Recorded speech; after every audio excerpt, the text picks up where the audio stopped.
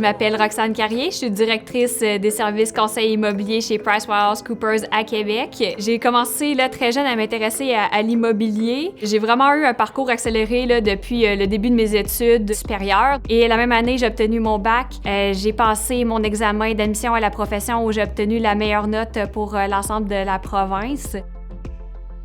Demandez, vous recevrez, qui se trouve en fait être le titre d'un livre de psychopop. Dans la vie, je suis pas très psychopop, mais la phrase elle-même me représente beaucoup, même si je me rappelle plus aujourd'hui du contenu du livre.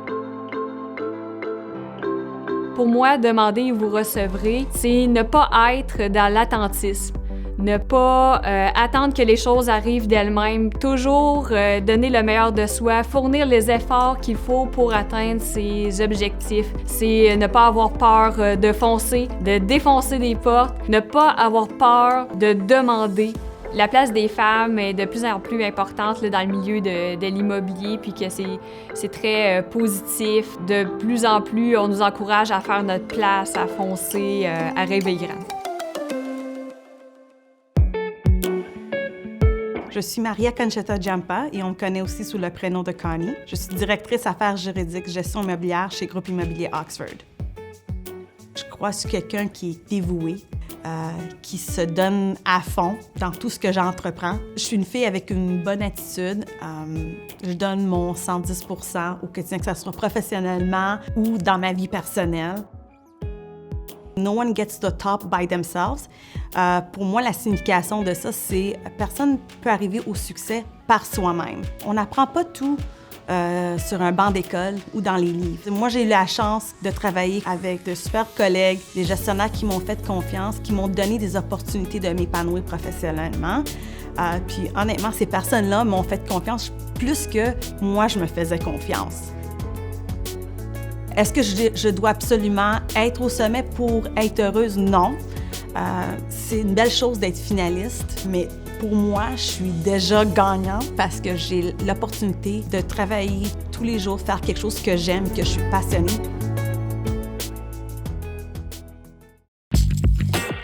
Adina Georgescu, je suis avocate et associée chez Miller Thomson à Montréal. J'ai choisi le droit parce que c'était quelque chose que je rêvais de faire depuis que j'étais toute jeune. J'ai commencé très tôt et à l'âge de 23 ans, je suis devenue avocate, ce qui a été une assez grosse surprise. Fear is your biggest obstacle. On se construit des monstres dans sa tête et c'est souvent ce qui va nous empêcher de réussir. C'est souvent ce qui va nous empêcher de relever les défis. Et je crois que la meilleure façon d'atteindre les résultats que l'on souhaite, la meilleure façon de réussir dans la vie, c'est d'affronter ces peurs-là et de les surpasser. Toujours aller de l'avant et c'est ce que j'ai toujours fait. Aujourd'hui, parler en public devant 200-300 personnes n'est pas une difficulté. Je suis présidente de la Chambre de commerce roumaine. Je donne des discours régulièrement devant des salles pleines. Je donne des conférences. Je donne des entrevues à la télévision, des entrevues dans les journaux. Je pense que j'ai réussi à surmonter ces peurs-là et ça a fait de moi une meilleure personne, une meilleure professionnelle.